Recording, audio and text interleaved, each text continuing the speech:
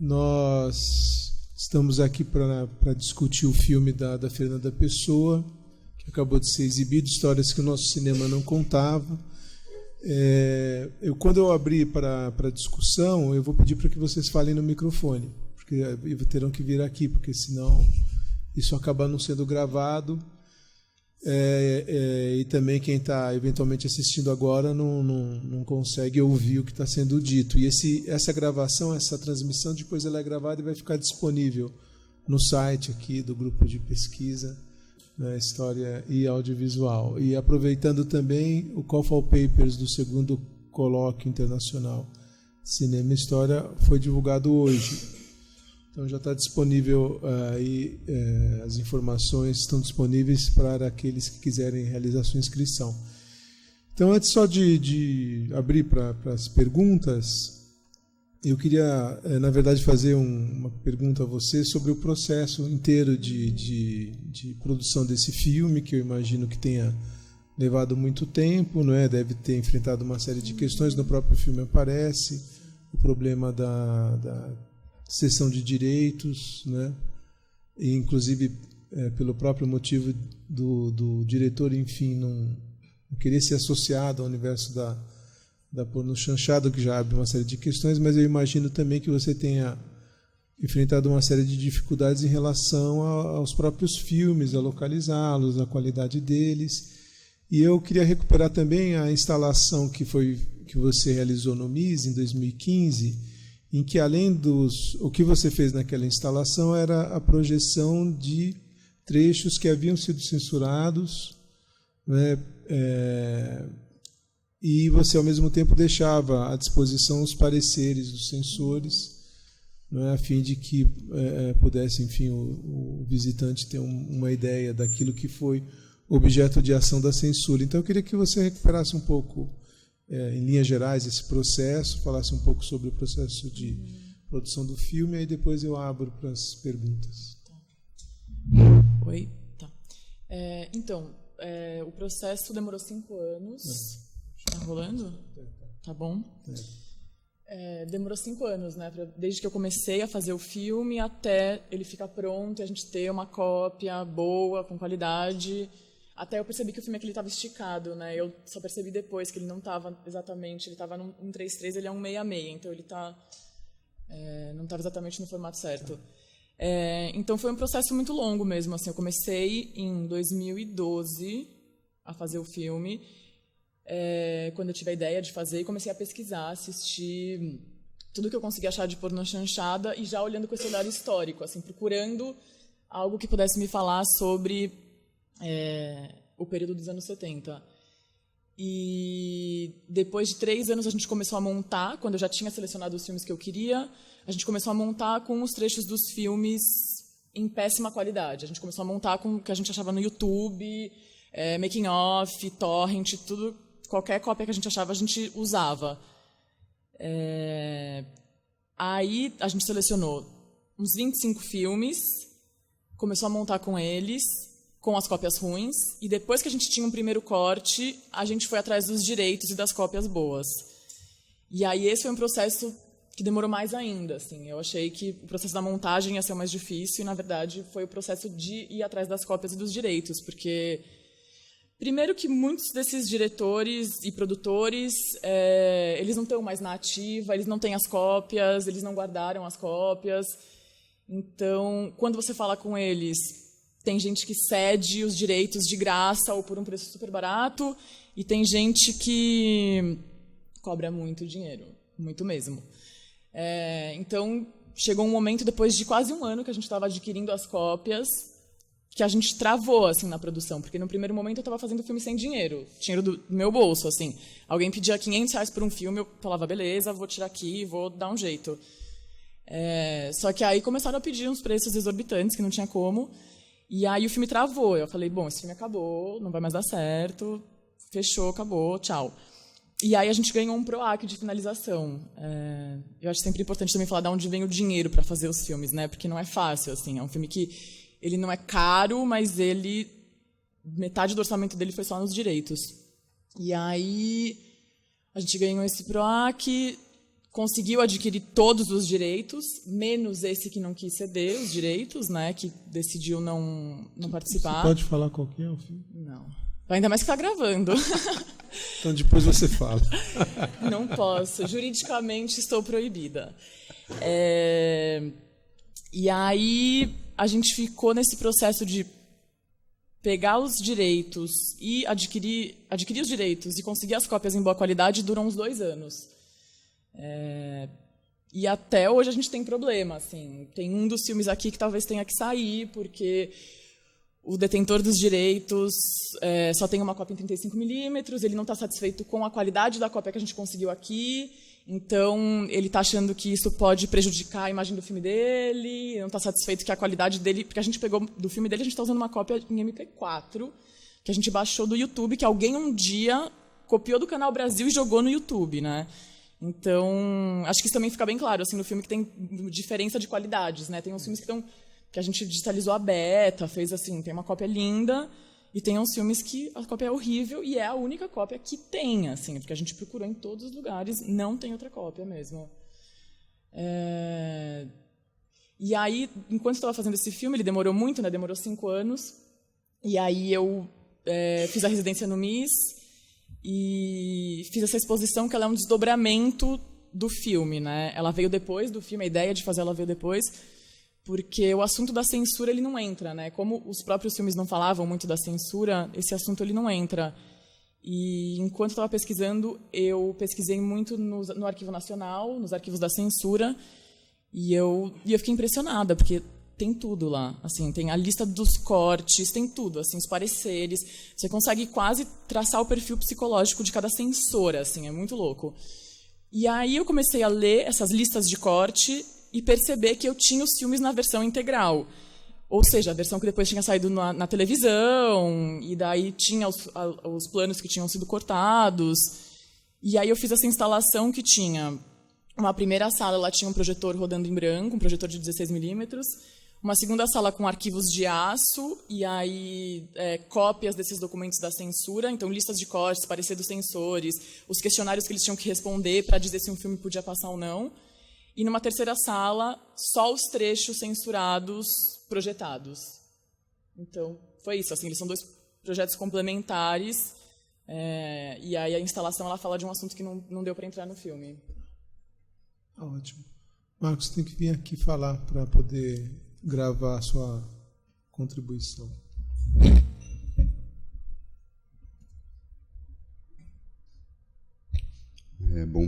Bom dia, parabéns pelo trabalho. Obrigada. Muito legal, pesquisa fantástica, né? E acho que o resultado sempre ficou bacana.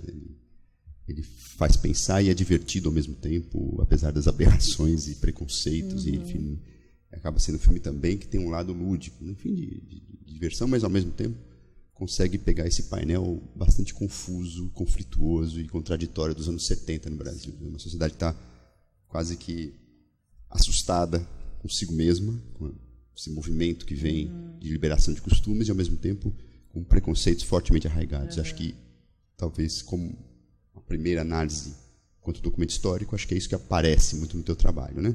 Nesses trechos das pornochanchadas. Agora, eu queria te fazer uma pergunta muito pontual. Todos esses trechos, eles foram liberados pela censura, ou você aqui incluiu algum trecho censurado? É basicamente isso. Obrigado. Então, não sei se você lembra quando a gente conversou, né, durante o processo, essa parte da moral, assim, tem uma parte aí que é muito inspirada pela nossa conversa, que é muito a parte da filha ali, né, sua filha não é virgem só se for na orelha, não sei o quê. Isso é muito inspirado por uma conversa que eu tive com o Marcos durante o processo. Tem alguns trechos que foram censurados na época, mas que não são os que a gente pensaria. Por exemplo, as cenas de tortura todas passaram, todas foram exibidas na época. Tem alguns trechos, assim, por exemplo, quando tem aquela parte que está falando sobre os homossexuais e daí fala da divagina. O nome divagina foi censurado, então ela teve que virar só diva. E aí depois voltou.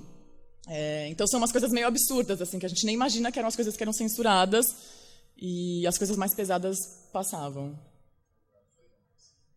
Não, passou tudo. Palácio de Vênus passou.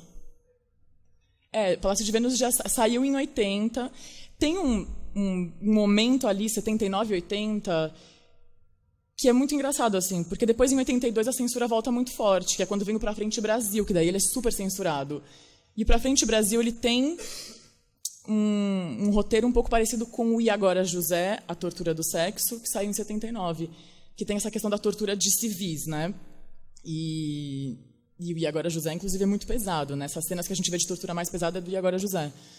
E é um filme que saiu em 79 e ele saiu sem nenhum problema. E aí, em 82, o Pra Frente Brasil foi muito censurado. Então, tem esse momento de 79 e 80 que alguma coisa acontece ali na censura que parece que a diretora da censura, na época, era alguém que não estava tão ligada, estava deixando passar umas coisas mais do que quem veio depois dela. E é engraçado, porque o Pra Frente Brasil ele acabou virando um filme, né, de resistência, né, que as pessoas sempre falam e todo mundo conhece. E o E Agora, José, que veio antes, é um filme que ficou super desconhecido. A gente usa uma cópia aqui de VHS, que a gente conseguiu. Assim, também super difícil de achar. Rodrigo.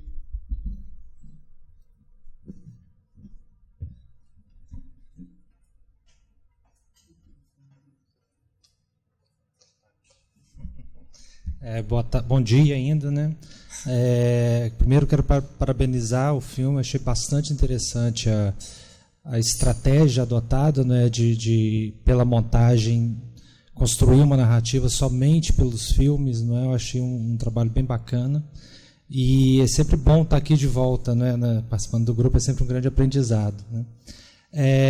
E aí, Fernando, fiquei pensando ao assistir com as questões ligadas principalmente, né, pela minha área de pesquisa e prática com ensino de história, essa montagem que você realiza com um conjunto de 30 filmes, não é um trabalho muito de coautoria, né, uma reescrita e uma coautoria, né, e que eu achei bastante fluida, bem interessante as temáticas que são levantadas, né, que dá para a gente transitar e mergulhar em muitos temas aí, temas inclusive muito o presente sendo registrado por esses filmes, né, uma alusão ao suicídio do Herzog muito explícita, né? Mas eu fiquei pensando como que essa narrativa está chegando às pessoas, porque uma cartela no final, inclusive, sinaliza que boa parte desses filmes está desaparecido, são desconhecidos pelo momento mais agora. E se nos festivais, como é que esse filme tem circulado e como tem sido a recepção? Se as pessoas têm transitado nesse processo histórico, têm feito essa identificação ou têm feito leituras que talvez não tenham sido as pensadas por você? O filme ele estreou na Mostra de Tiradentes, né? E é engraçado porque em cada lugar que ele passa é muito diferente, assim, a leitura e os assuntos que as pessoas se interessam. Normalmente tem debate depois e assim, no Brasil tem rolado muito assim essa coisa de mas a pornochanchada, mas o que era pornochanchada, o resgate dos filmes e menos uma análise da história que eu estou contando. Que é o que eu estou sentindo falta, assim, tipo, gente, vamos falar sobre a visão de milagre econômico, sabe? Vamos falar sobre isso também. E isso eu tenho sentido um pouco de falta aqui. E aí, quando o filme passa fora, ele passou na Grécia, num festival de documentário na Grécia, e foi incrível, porque os gregos... Eu estava assim, meu Deus, imagina esse filme com legenda em grego, né? Um falatório com legenda em grego. Eu falei, gente, eles não vão entender nada. O que eu estou fazendo aqui? E eles amaram, eles entenderam, e eles se identificaram, assim, porque acho que eles têm uma história muito parecida com a nossa, né, nesse momento. E eles, assim, não, você falou que esse filme é muito brasileiro, esse filme é muito grego. Eles, assim, super entenderam e queriam saber. E aí depois veio um cara me perguntar sobre o Marighella e a Dilma, umas coisas muito loucas, assim, que para eles foi muito forte. Então, na Grécia o filme foi muito bem.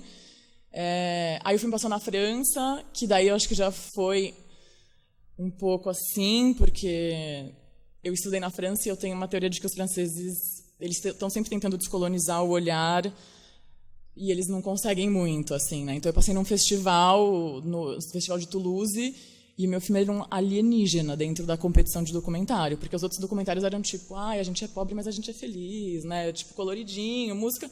E de repente vem esse filme e acho que os franceses ficaram bem, tipo, meu Deus, o que está acontecendo? E para eles acho que é muito difícil também, porque acho que a gente assiste, a gente se reconhece na hora, né? Tipo, você vê isso e fala, puta, isso é Brasil. Tá na cara que isso é Brasil. Até o som ruim dos filmes é Brasil, né? Tipo, a gente se reconhece muito nesses filmes. Então, para o público estrangeiro, às vezes, acho que causa esse estranhamento de não entender tudo o que está em questão ali. E aí, agora o filme está indo para uns outros lugares, vai para o Peru agora, vai para Portugal, que também é um lugar que eu quero muito que passe, porque eu também acho que tem tudo a ver. Mas, a princípio, as questões ficam muito baseadas nas questões da pornochanchada e menos na questão de leitura histórica. Assim. Algumas críticas falaram sobre essa questão da releitura histórica, mas ainda estou esperando assim alguém, sabe, fazer uma análise mesmo dessa história que eu estou contando através desses filmes. Acho que é isso.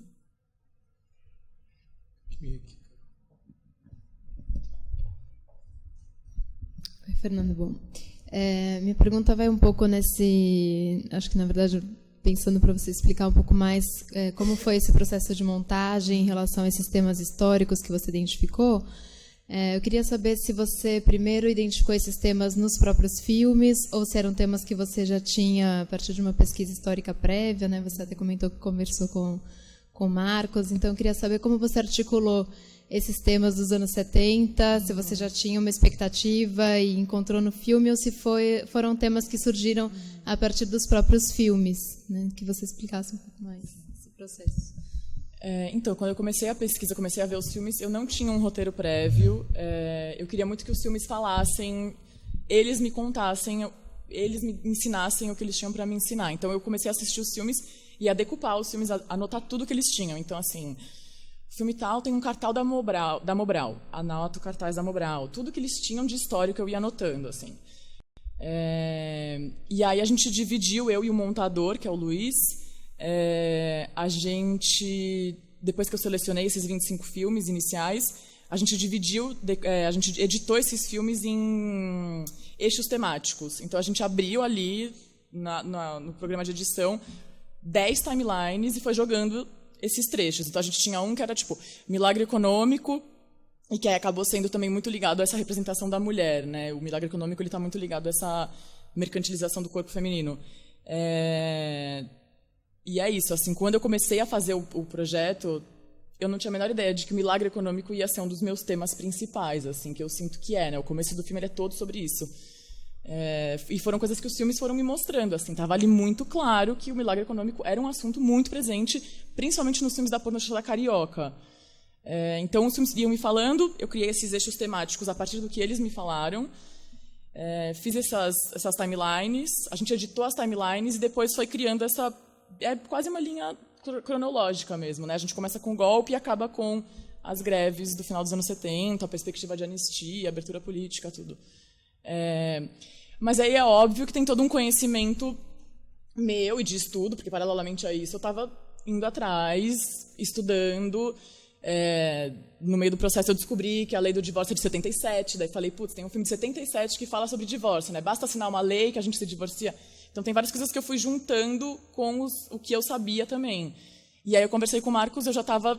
Acho que eu tinha um primeiro corte já, e eu decidi conversar com ele, porque o livro dele, para mim, foi super uma inspiração, assim, uma inspiração não, foi uma referência, né, de história desse período. E aí a gente conversou, e aí eu fortaleci... Depois que a gente conversou, eu fortaleci muito essa coisa... da família tradicional, da filha da família burguesa, essa filha que é do interior, vai para a cidade grande e volta, né? Agora ela conheceu outro mundo.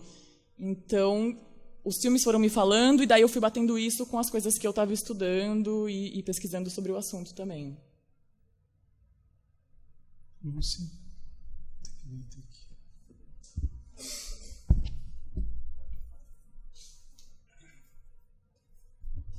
Também queria te parabenizar. Acho que você assim, fica a impressão de que um dos objetivos do filme é mostrar que esse conjunto de filmes merece ser olhado com cuidado e com atenção, e eu acho que você super consegue alcançar esse objetivo.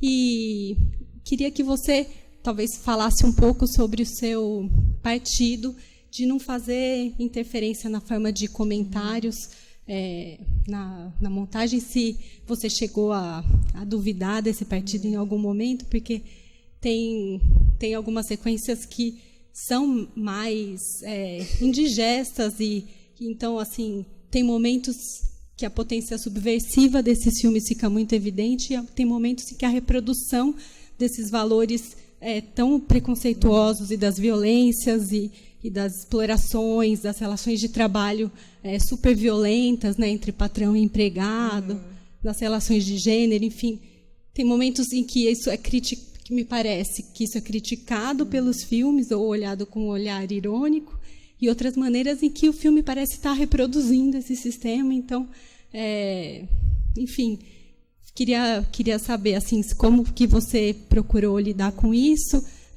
Eu fiquei também tocada com a sequência em que a gente ouve a Gal Costa cantando, e que aí a música parece fazer um comentário, dá um tom de melancolia justamente para as imagens do superconsumo e do trânsito e dos carros, né? Então, esse momento me parece que a trilha sonora faz um comentário nas imagens, outras vezes parece ser o choque entre as imagens que traz esse comentário. Aí, enfim, queria saber se você chegou a pensar em fazer de outra maneira.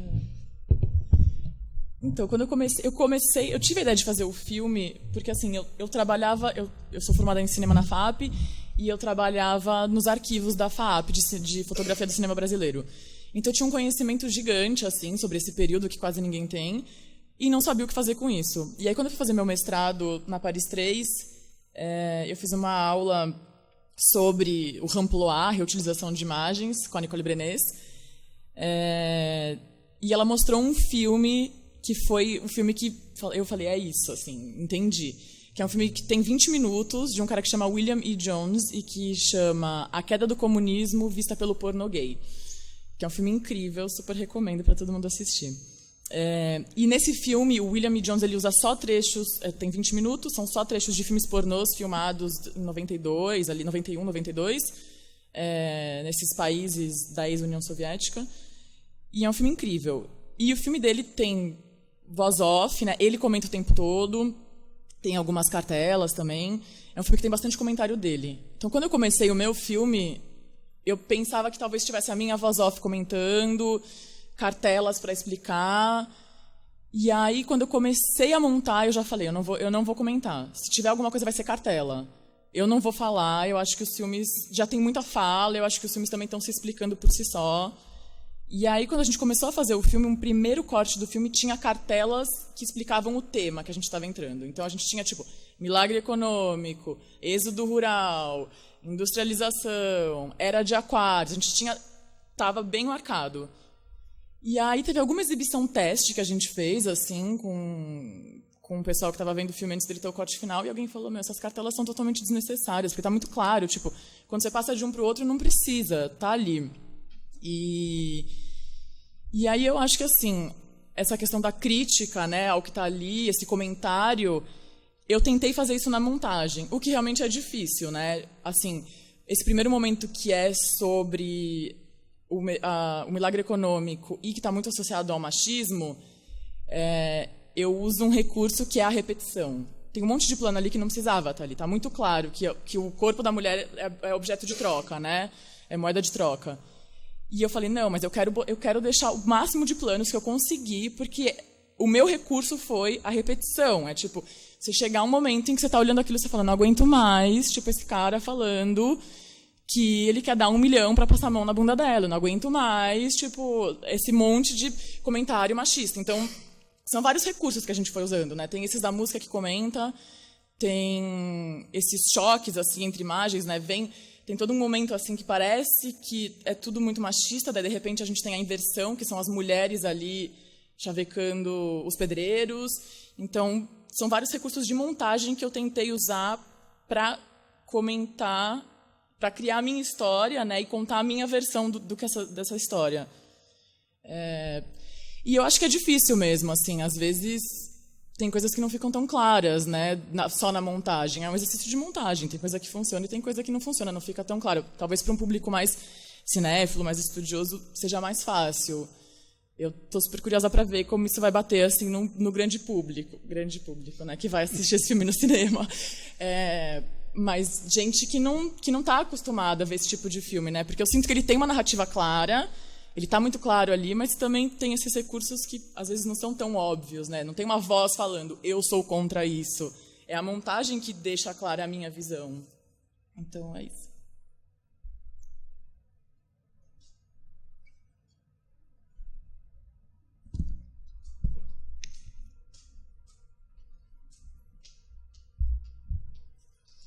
Fernanda, parabéns pelo trabalho. Assim, acho que o pessoal já comentou um pouco. Eu achei genial a opção por contar, né, a sua visão disso, só com a edição, sem o uso da narrativa e das cartelas, assim, porque eu acho que, claro que a partir do momento que o filme é editado, né, tem a sua presença ali, a sua visão, mas deixa mais livre também, né, para o espectador assistir e fazer as suas próprias concepções sobre o que está sendo visto. Assim, parabéns pelo trabalho. Eu não sei, agora não estou lembrando se você falou de quantos que foram assistidos, mas você falou que escolheu 25. Eu queria saber se você tinha uma ideia de quantos no total você assistiu para chegar nesses 25. E uma outra pergunta, porque uma vez eu conversei com um curador de mostras lá em Belo Horizonte, e ele falou de uma dificuldade de montar mostras de filmes nacionais, tipo assim, pela dificuldade de achar para quem você pode pedir, né, o direito do filme, e também quando acha é muito diferente, por exemplo, dos filmes internacionais, que às vezes já passam pelo estúdio, tem uma coisa mais formalizada, assim. Dos filmes escolhidos, eu queria saber se tem um padrão, assim, normalmente quem cedeu é o diretor, ou é o produtor, ou é a família do diretor, ou isso é diversificado? Cada filme foi uma exceção. Eu assisti entre 130 a 150 filmes, por aí. Assim, chegou uma hora que eu parei de fazer a conta.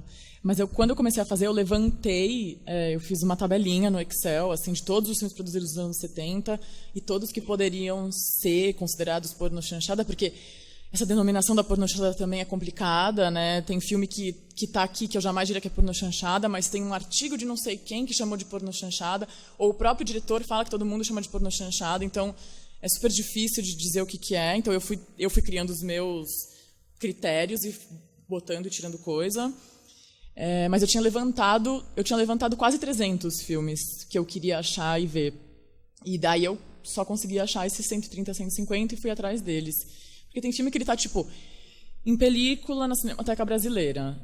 E, assim, imagino que vocês saibam que a Cinemateca Brasileira, você não consegue nada com a Cinemateca Brasileira hoje. Você vai lá e não tem pessoal, não tem como assistir o filme, não dá para nem saber se o filme está em boas condições. Então eu assisti esses filmes, aí eu selecionei 25, comecei a montar e aí senti falta de algumas coisas. E aí puxei mais alguns, totalizando 30. Como um dos filmes não autorizou, foram 29. E aí a segunda pergunta... O que era? Desculpa. Os direitos. Então, cada um é uma coisa, assim, não tem padrão. Realmente é muito difícil achar quem são os detentores. E é isso, não tem padrão. Tem uns que é o produtor, muitos casos é o produtor, muitos casos é o diretor, que muitas vezes também era produtor. Então, tipo, Davi Cardoso, que era ator, diretor e produtor, eu uso 4 filmes que eram da produtora dele, da Dakar, e aí é com ele. O Carlo Mossi, que é o grande rei da pornochanchada carioca. Eu também uso 3 filmes dele, ou 4 agora, não lembro mais. E ele tem os direitos desses filmes porque foram pela produtora dele. Então, às vezes, tem esses entrecruzamentos que o diretor também é o produtor, ou o ator também é o produtor. O Massaini, que é um produtor que teve muito filme aqui, eu uso 5 filmes do Massaini, ele só produzia. Então, tem 5 filmes, e daí tem filme do Silvio de Abreu, um monte de filme de vários diretores diferentes que ele produziu. Tem filmes que foi com a família também. Tem filmes que foi diretamente com o diretor, sem ser via produtor. Tem um filme que a gente não achou, tipo, ninguém, assim, a gente fez uma peregrinação e não conseguiu. A pessoa sumiu, o cara morreu, a mulher se mudou, o filho foi para a Itália. A gente tentou falar com um vizinho que trabalhava na Cinemateca do Rio, que morava no prédio deles nos anos 70. Sabe assim, a gente foi indo e não achou e não tem como. E não tem muito padrão também, assim, do que eles pedem. Porque tem gente que, assim, me cedeu de graça. Falou, não, que incrível, legal, tá aqui tudo. Aí teve gente que, calma aí, vamos ver, nananã, vou te cobrar 12 mil reais um minuto. Umas coisas que você fica, tá bom. E daí tem um caso específico, que é o caso dos filmes que foram produzidos pelo Cervantes, que o Eugênio Pupo ele adquiriu os direitos, né? Então, todos os filmes do Candeias, vários filmes do Jean Garret, do de Fraga, estão com o Eugênio Pupo, que adquiriu os direitos da família do Cervantes quando ele morreu.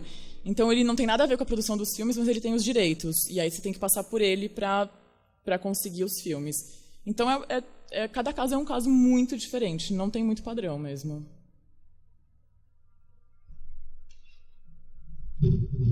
Alexandro.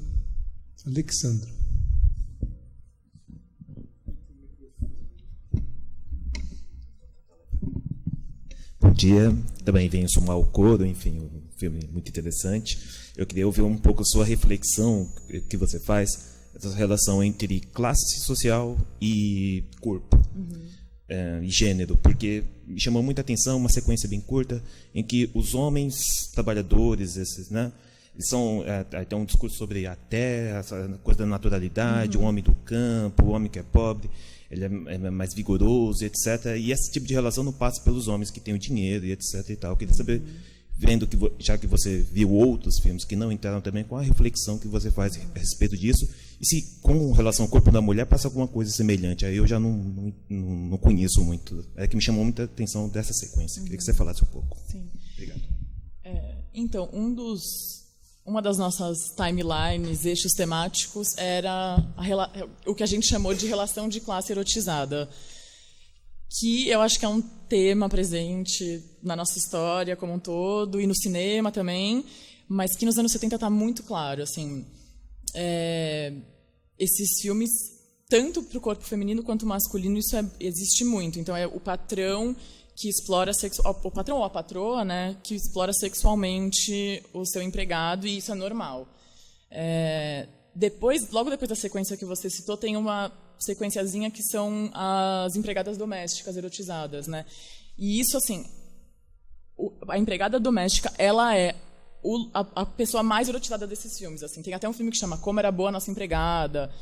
Ela isso, ela está ali e ela está feliz de estar ali naquela função de, além de servir ao patrão, ela serve ele à noite na cama. Assim. Então, isso é muito normal desses filmes, principalmente da pornochanchada carioca, que é um pouco diferente do que a gente chama de pornochanchada aqui em São Paulo.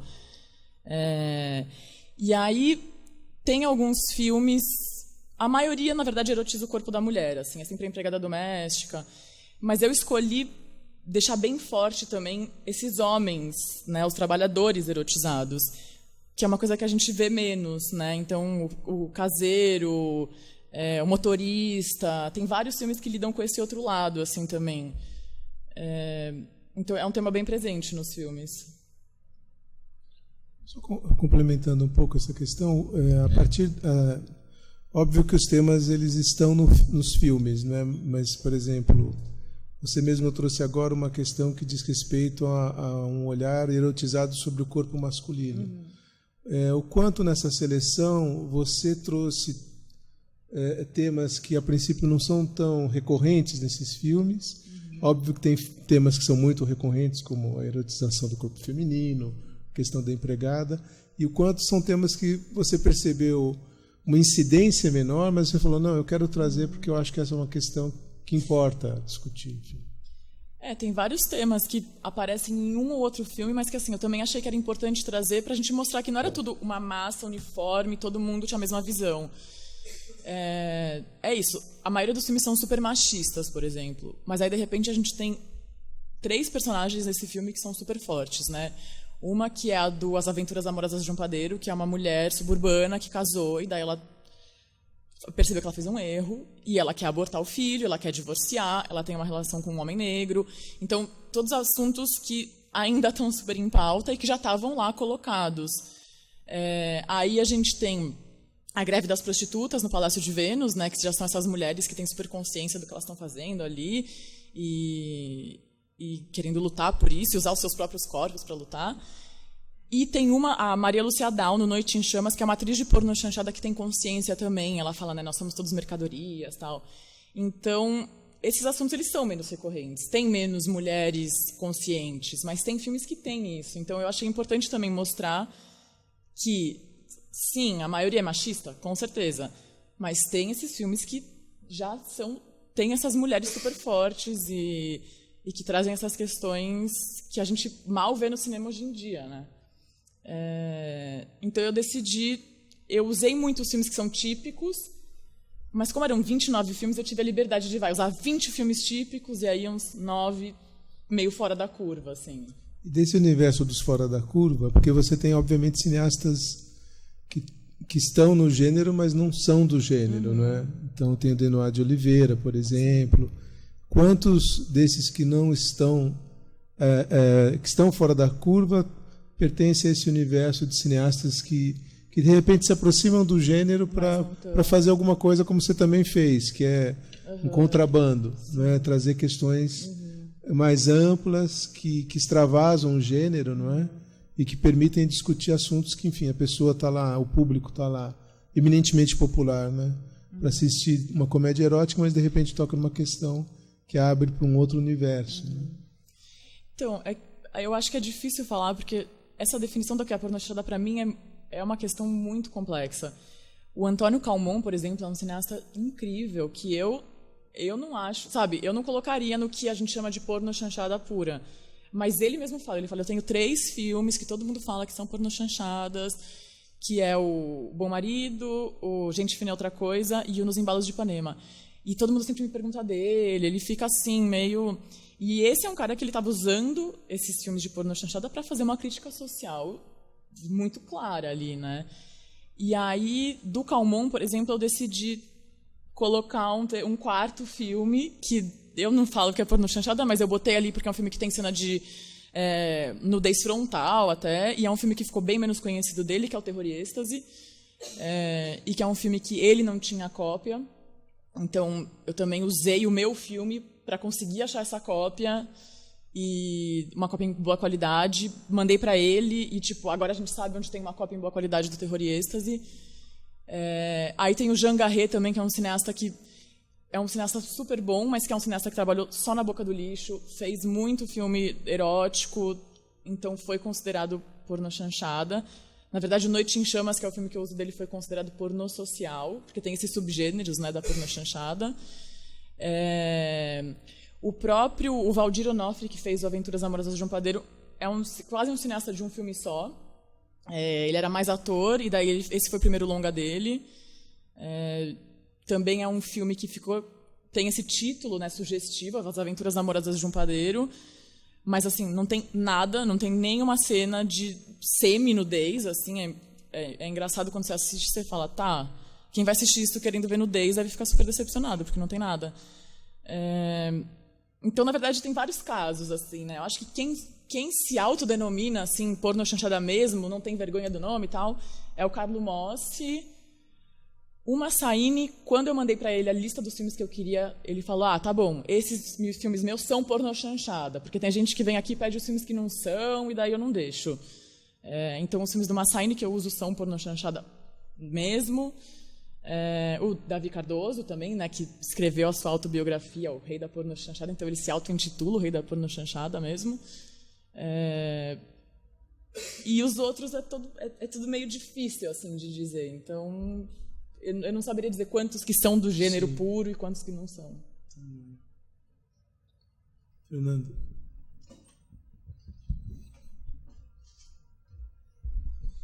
Bom dia a todos também. Parabéns também pelo filme, bem bacana. Enfim, você realmente assiste, fica... a bola não cai, né? Você assiste o filme inteiro e fica bem interessado na narrativa. A minha pergunta vai mais ou menos no sentido do que o Moretin vinha comentando. que eu estava pensando que você comentou que assistiu a 130 títulos, né?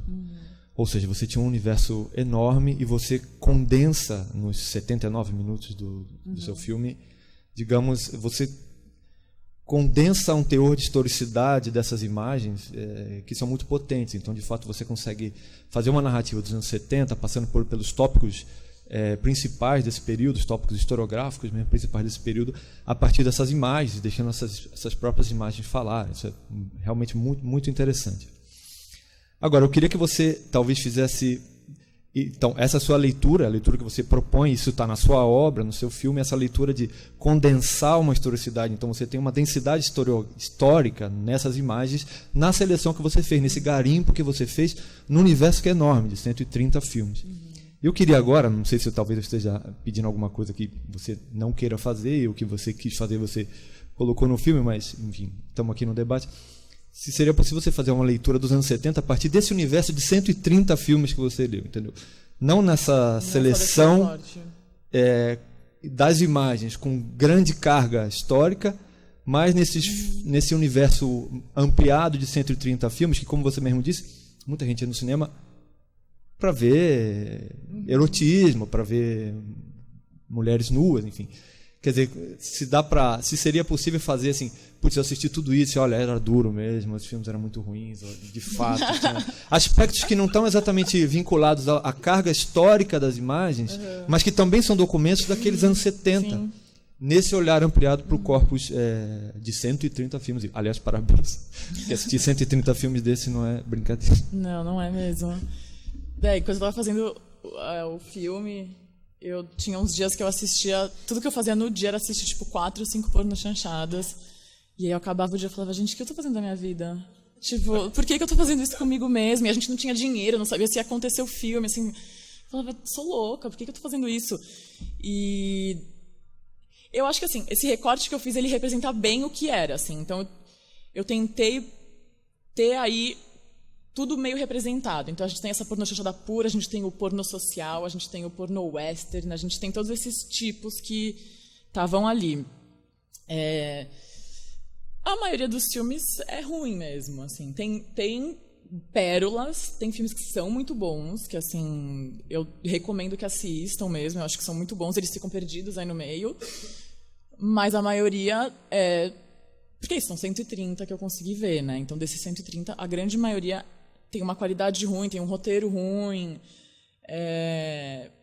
tem essa visão da mulher também é uma coisa muito difícil, assim, porque tem 2 filmes aqui que fazem parte de um subgênero que é um subgênero que foi muito... que a gente importou dos Estados Unidos nos anos 70 e que deu muito certo aqui no Brasil, que é o WIP, que é o Women in Prison. Então, é tipo mulheres encarceradas sofrendo diversos tipos de abusos físicos, especialmente físicos. E que é um gênero muito popular nos Estados Unidos, vem do exploitation dos Estados Unidos, e aqui a gente importa como subgênero da pornochanchada. Então a gente tem todos os tipos de internatos de meninas violentadas, pensionato das meninas virgens, todos esses tipos de filme. E agora José entra nesse gênero, porque é isso, né? Apesar de ser uma prisão e de ser super politizado, né? Ter a morte o assassinato do Vladimir Herzog ali também, ele tem uma erotização da tortura, e essas mulheres que estão dentro de uma prisão lá, sendo torturadas. Então tem muitos filmes desse gênero, e isso é muito pesado, assim, depois que você assiste 10 filmes desses, né, você fica se perguntando por que esse tipo de filme deu tão certo no Brasil nessa época. Então eu acho que no meu filme ele tem representantes de um pouco de tudo, assim, né? Tem coisas assuntos que não deu para tratar muito, não deu para entrar em profundidade, mas eu sinto que esses 29 filmes eles são uma boa representação.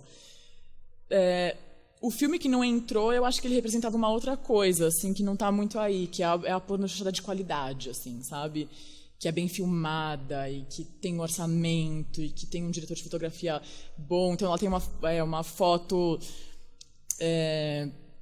mais colorida, saturada, mais de boa qualidade, assim. E isso eu acho que faltou um pouco representar, talvez, assim. Acho que os filmes de maior qualidade que estão aqui, eles são mais da boca do lixo. que são mais inventivos, assim, não são tanto qualidade no sentido de, né, dinheiro, tal, bem feito. Acho que é mais ou menos isso.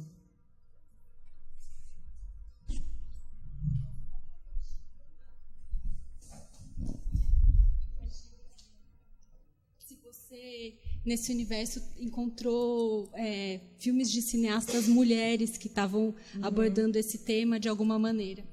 Sim, tem a Teresa Trautmann, né, que fez filmes que foram enquadrados como porno chanchadas. Ela fez Os Homens que Eu Amei, ela tem alguns filmes.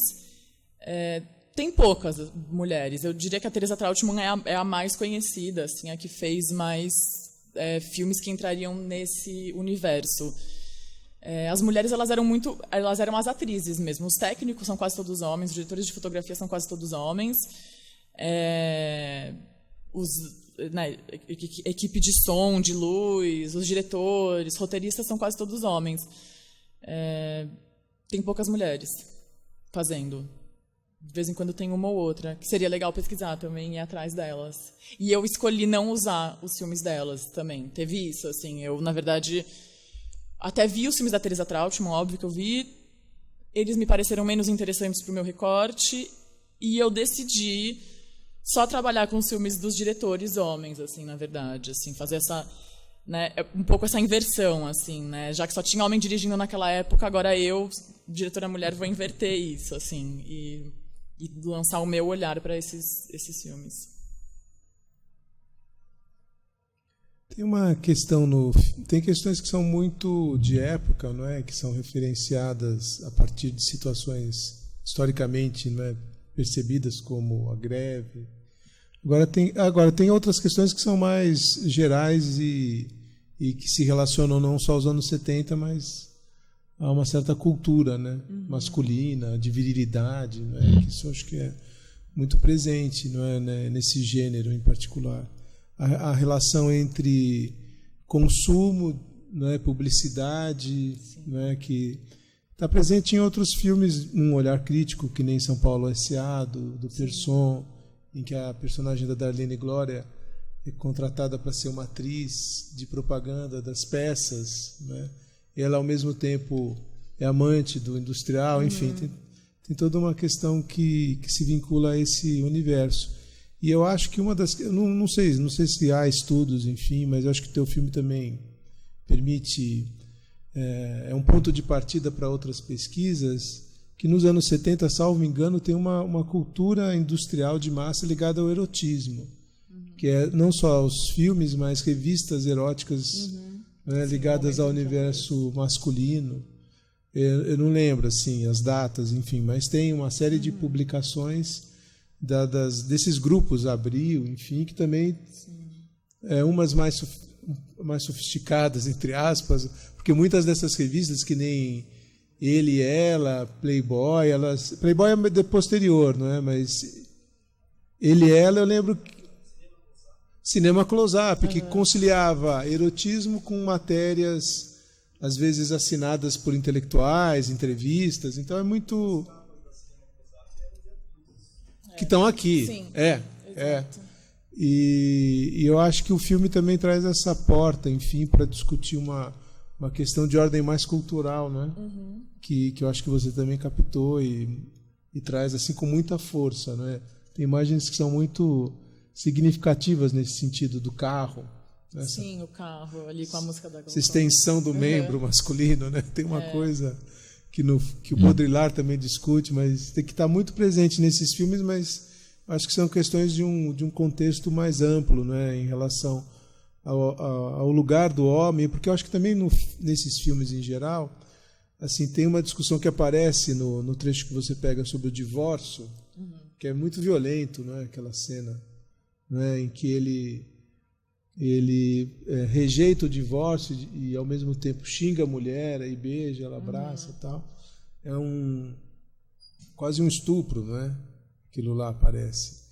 Então você tem essas questões que reafirmam muito o lugar do homem, mas num momento em que esse lugar do homem está muito questionado, né? Por um lado, você tem nos anos 70 o movimento feminista que, enfim, tem N formas de de atuação. Então, o que você às vezes vê no filme é uma reiteração de um lugar que, no fundo, já está sendo questionado na época, não é?